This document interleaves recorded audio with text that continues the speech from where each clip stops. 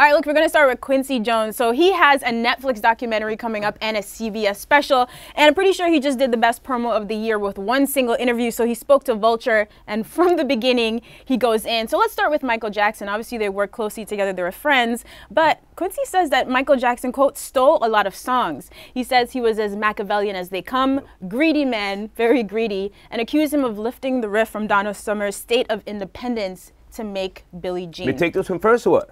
So we just listened to the Donna Summer song in the... We're waiting for the charge star. You know what I mean? That turned down song. Like, no. Quincy's a real one. He's a real one. He sounds lucid. This ain't a hater shit? He sounds lucid, coherent. He took 10 minutes on the phone with me in 1999. I was a writer for The Source magazine. He took 10 minutes to tell me why he was not fucking with me and why he would not do a deal with me. I thought that was big. And he spoke the same way that this interview reads. And I think that, you know, he exposed some people, but so what? I mean, this is what we want as a society. And I was delighted. When I saw all of this shit, I believe all of it. You think it was a little bit tasteless? I mean, I do think he's being honest. Mm-hmm. And, I mean, we've heard some of these things even about MJ. Yeah. But I think... A thief in his in his words. Yeah, I thought he was like throwing dirt. I thought he was throwing dirt on the legacy of certain people who are highly revered and their legacy that he contributed to. So I don't know if it was him also hating to say, I don't like how they're now lifted up and seen bigger than life when some of these guys was just straight up thieves and they weren't talented, like as he spoke about. But he kept it real about Michael Jackson not wanting to pay someone who wrote a certain arrangement in one of his songs. I forget which one, something maybe Off the Wall. But that's business though. That happens a lot. Yeah, but Michael Jackson went on to say that Sony was treating him unfair later on in his career. They owed him money, yada yada. When in reality, he was, according to Quincy Jones, stealing a bass line from Donna Summer and just doing all sorts of fugazi shit. So I find Quincy Jones not to be player hating, but to simply setting the record straight. Well, but why so straight? Is this just for promo to court controversy? Because a lot of people are his friends. And even beyond music, because like he was speaking on, it was like I was telling him about that plastic surgery, man. He blamed on that vitiligo. That nigga was lying, man. That nigga was just doing it. You know what I mean? Again, at this point, wow, we got to know that. This is great promo. You're right, great promo. But I'm like, he's older and he doesn't give a fuck. Nothing to lose. You don't think it's a little bit bitterness? I think people from that era, that time in American history, didn't have to be politically correct when they spoke. So now it seems tasteless. But he's setting the record straight. I mean, people assumed Richard Pryor was bisexual. I saw a video of Richard Pryor back in the mid-'80s talking about sucking a dick, and I said, whoa, you know. But now, now it's I guess the gay community will officially claim Richard Pryor, but So he said in it that Marlon Brando did have sex with Richard Pryor, and his wife has confirmed that, and her response is hilarious. She's like, whatever, it was the 70s, the drugs were great. People fucked anything that would move and would send it flowers in the morning. Nah, he was name dropping. Listen, a man who spoke against like snitching and revealing certain details that may not be known. The level he was going, like, he was getting sucked off by him and he was fucking. He went hard. He was name dropping a lot, man. Marvin Gaye got fucked by Marlon Brando, according to Quincy Jones. I appreciate what Quincy Jones has said and the way he said it. And he said some other things. Oh, he took a shit on the Beatles, everyone. Ringo from the Beatles. Yeah. Both of them. So look, they asked his first impressions of the Beatles. He really said they were the worst musicians in the world. They were no-playing motherfuckers. He says Paul was the worst bass player I ever heard. And then tells a story about Ringo taking way too long to fix a small section of the song. They told him to leave the studio, had someone come in and fix it. But he said, he did add, he's a great guy, though. I believe it. I believe it. Yeah, I mean, I do think there's some bitterness because he don't look like he was trying to say nothing positive. But he is a musical genius, and you could tell he was definitely critical of those around him in these musical spaces to say, yo, some of you guys are really getting all this praise, but y'all are really trash. So I understand the critique on that level. I'm just looking at the bitterness and what I'm going to perceive as a little bit hatred. I don't know if it's hatred of their legacy or hatred of how they're seen, because he was actually around these people and he said these motherfuckers are really not talented, right? And they went down in history as being some of these guys the greatest ever, the best ever, and from his perspective, he was like, nah, they're trash. Well, the Beatles, in terms of songwriting and recording, yes. Lennon and McCartney, some of the greatest songwriters ever. But I ain't see him praise that. What's that? I ain't see him really praise that. I don't think that's what the question really entailed. But in terms of Ringo, yeah, I don't want to go too far back, but it's a known fact that Ringo was not the original drummer of the Beatles. I think the first guy's name was Pete Best or some shit like that. Yeah, they kicked him out of the group. What's that? Yeah, they kicked him out. They kicked him out because Paul McCartney supposedly was jealous of his looks. I don't know, maybe some weirdo shit.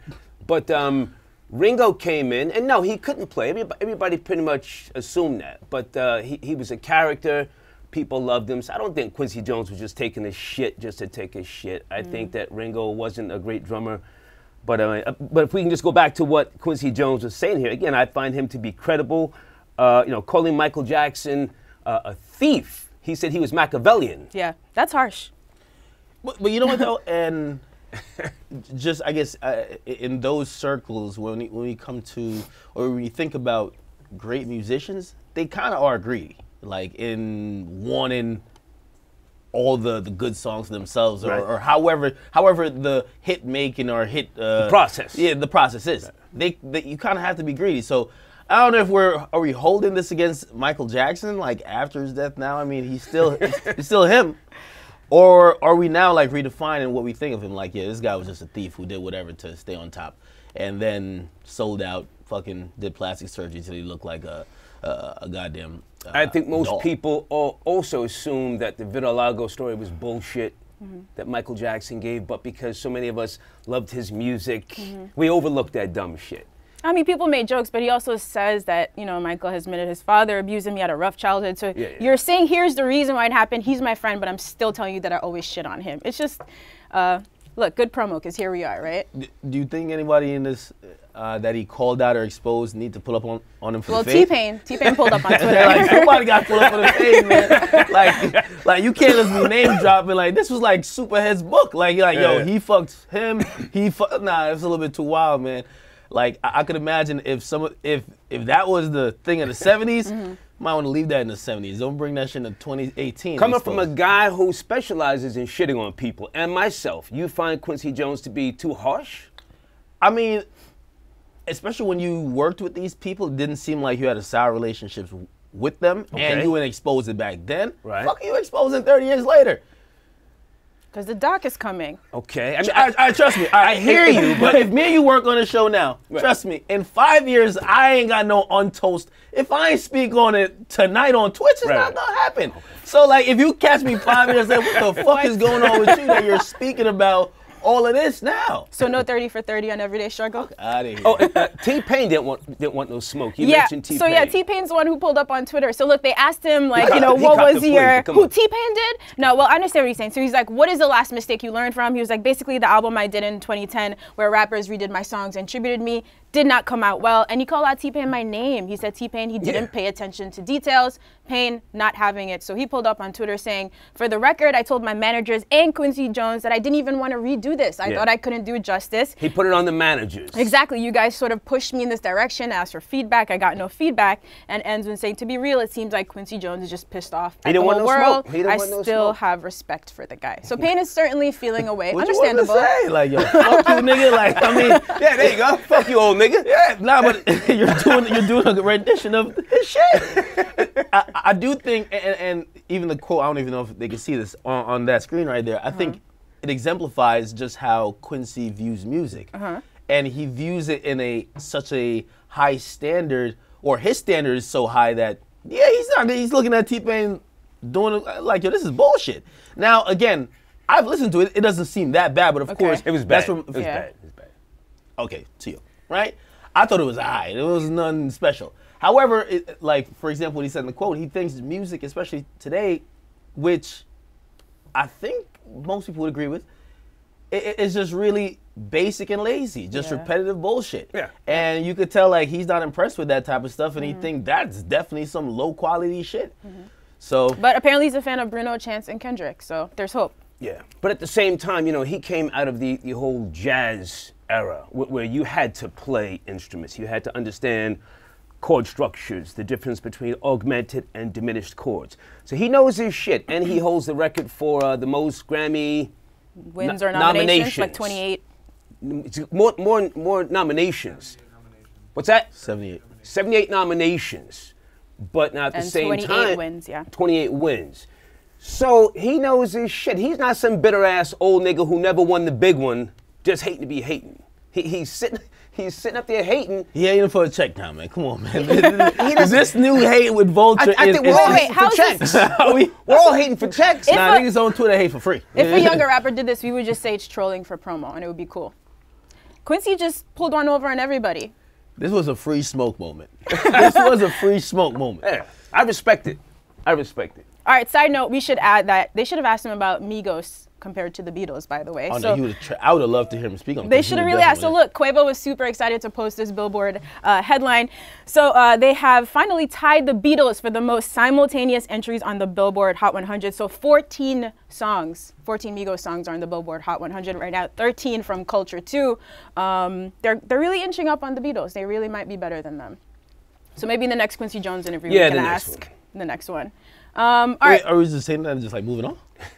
Go ahead. Talk about it. I don't want to sound like no hater or nothing like that, but we gotta understand it's kind of easier to like make the charts now, right? We gotta understand that putting records out before and having 14 records simultaneously on the charts, it was a much harder process. The labels had to push it way more. Now you get a hot project, like Drake's shit went up and all his songs charted. The whole album charted. That's some. Like, again, I'm not knocking it. Look, Quavo's really proud of this. So you just... No. He should be proud of it because it's his time. I'm never knocking him for having his time. But we got to stop comparing different eras.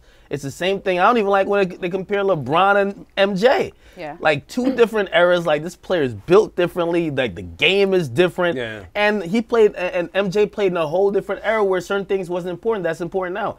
Accept them for what they are.